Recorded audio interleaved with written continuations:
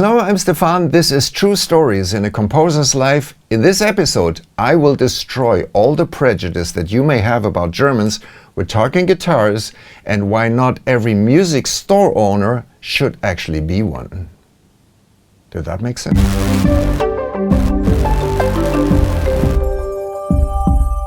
Eating tons of potatoes, hauling ass on the Autobahn. What are some of your preconceptions about Germany? Feel free to leave them in the comments, but please be kind. When I talk to my friends in North America, they tell me they associate Germany with things like precision engineering, building stuff to last, being dependable. I guess you could also say being square, but hopefully for the good of it. Well, check this out. The COVID pandemic was just rocking the planet, and we weren't allowed to leave our homes except in an emergency or for basic shopping. At the very least, you had to have a dog. During this time, my beautiful Fender Strat broke. This is a 1991. I bought it almost new from a friend who had 3 Strats, and he had modified this one with active Seymour Duncan pickups. That was fine with me. I thought they sounded fantastic. But the downside, of course, is that you have to swap out batteries with this thing, right? Strats aren't made for that, so it's a bit cumbersome. You have to take the pickguard off to do that. You have to take the strings off. So what I ended up doing is loosen a few screws around the pickguard, bend it up, and then fish for these batteries, yank them out, and then squeeze the fresh ones back. 2 of these, actually. There's basically no room for that in the guitar, and I thought for sure I ripped off a wire or 2 by doing this. Now, because it's an expensive instrument, I wanted to have this fixed professionally, presumably by someone who is dependable and builds it to last, right? When the COVID restrictions were finally lifted, lots of people had lost their job. I mean, the music scene was dead. Small shop owners were particularly hurting because they hadn't seen any customers in months. And I thought, well, why don't I give a little local guy something to do? So I found a tiny hole-in-the-wall music store not far from where I live called Acoustic Corner. I brought my guitar in and showed it to the guy, and he said, yeah, no problem. No more than 2 weeks. We'll call you when it's ready. Okay, so he's a German professional. I took his word for it, but actually nobody called in 2 weeks. And I heard a soft German voice yapping on my shoulder.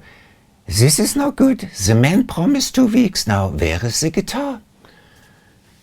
But I also spent a lot of time on the West Coast, and there was another voice yapping on the other shoulder. Well, come on, I'm sure he's calling on Monday. Just relax, it'll be fine. But he didn't call Monday. In fact, I called at the end of the following week, and he said, oh, we have so much work, I haven't had a chance to look at it. Can you give us a little more time? And I asked, well, how much is a little more time? 4 weeks would be nice. That is incredibly un-German. He had overpromised, underdelivered, never called, hadn't even looked at it and asked for 4 more weeks. So immediately the yapping started. The man is no good. You pick up the guitar, give it to another walker.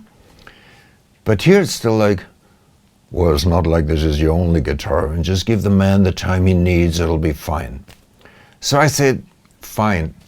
4 more weeks went by. I didn't hear a damn thing. And when I called again after a grand total of 7 weeks, right, he said basically the exact same thing. Oh, sorry, actually, I don't think he even said sorry. We're swamped with work. It's not done yet. I picked this guy to give him a little bit of work to do. Apparently, he had a completely different problem. And I said, you know, don't bother. I'm coming to pick up my guitar. That's okay. No, we get it done. Why don't you call on Monday? We might have it ready for you.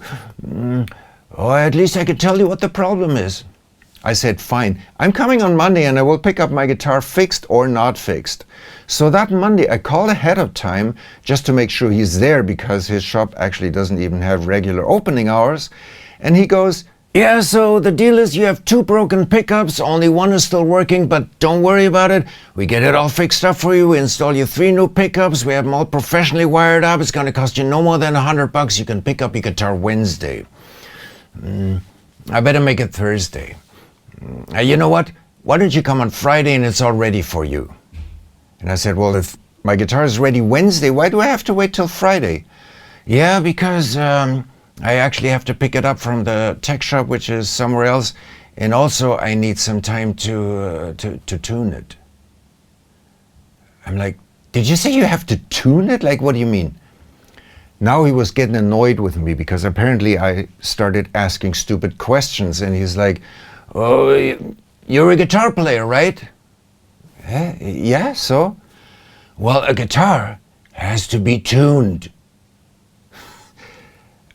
I was so caught off guard by this nonsense. I was speechless, actually. All I could say was, okay.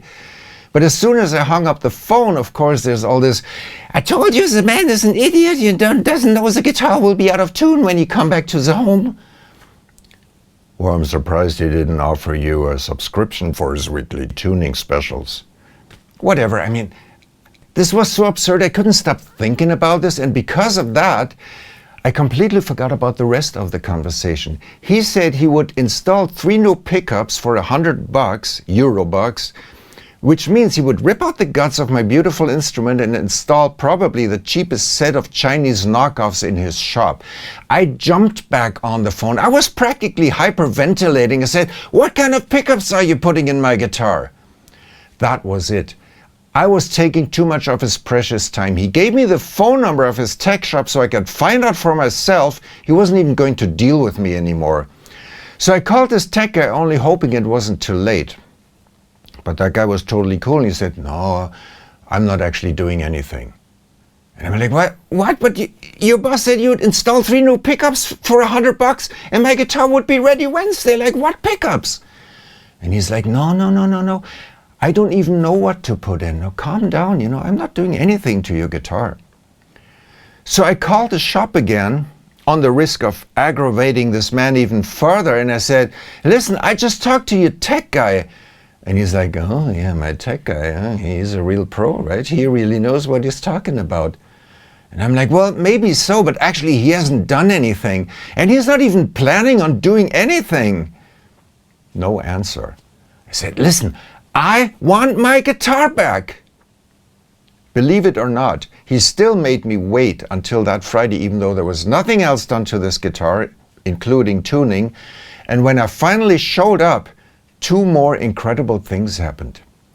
People, this is true stories. I swear to God, I'm not making this up. So all this time I also had my Gibson Chet Atkins at this shop. This preamp section was loose, and I think they're like soldered on, maybe welded on, whatever. I wasn't going to touch that, but I thought I better make sure this was done right. And as I kneel down to open the case and take a look, he stands there in a bad mood, maybe because I showed up. I don't know what I've done to this guy, but he's like, standoffish, looks down on me and says, well, you have the wrong strings on that thing, You need proper acoustic strings, nylon strings, because that is not a piezo, that's a magnetic pickup. I don't know if all of you who are still watching know enough about guitars to understand the load of bullshit that just oozed out of this German idiot's mouth trying to appear smart. To begin with, you can't even put nylon strings on this guitar. The bridge isn't made for that, but what's more, this most definitely is a piezo, because if it was magnetic, well, first of all, you could see it, right? But if it was magnetic and you would put nylon strings across it, it wouldn't even make a sound. It wouldn't work. If I needed one more proof that this guy was a complete idiot, he had just delivered it. And because this was so absurd, I didn't even want to comment on it. The preamp was fixed, so I closed the case and asked for my invoice, and he gave me 2. For the Strat, on the repair order, it says if you end up not having your instrument fixed, there's going to be a service charge, which is $15 for string instruments and $45 for electronics. I think a Strat is like a string instrument. It's not like I showed up with a synthesizer with a blown power supply, but he also didn't charge $45. He charged me $50 for keeping my guitar for more than 2 months without any results. And it gets better. On the second invoice, it said no-name Stratocaster, broken electronics, fixed. And I look at this like, what the hell? Do not pay, the man is robbing the money. Watch out, dude, that's not even your guitar. So the 3 of us are finally in agreement, right? And I said, what is this? Am I paying somebody else's repair now? And he looks at it and says, well, this is your guitar, right? It's your guitar. What kind of guitar do you have anyway? I said, I don't have a no-name Strat. I have a US Fender, and you have just given me an invoice for $50 for my Fender, even though there was nothing done to it. That's a mistake. The computer messed up. There you have it. German professionals never make mistakes. It's just not in our DNA, right? And because it was obviously all the computer's fault, he scratched out the no-name Strat bit, but he never changed the amount. You know, these guys are getting ready for some serious arguing, and I said, shut up. I paid this man whatever he asked just so I could get the hell out of this zoo and be out of his hair. You can cruise the West Coast up and down all you want. You will not find a flake to match this ninny. And you know what? About a year after this whole ordeal, I happened to drive past this place again, and I saw it was closed permanently. Which is just as well, because honestly, I don't know why somebody who doesn't know how to run a store, or apparently doesn't even know very much about the things that are inside his store, would even want to run one. And now it makes sense, right? What I said in the beginning of the video. But there's a happy end for my Strat. Even better, I ended up fixing it myself, and I will tell you all about that in a separate video that I will put in my tech playlist. Hopefully you will join me over there, but don't forget to subscribe so you don't miss the next episode of True Stories. Thanks for watching.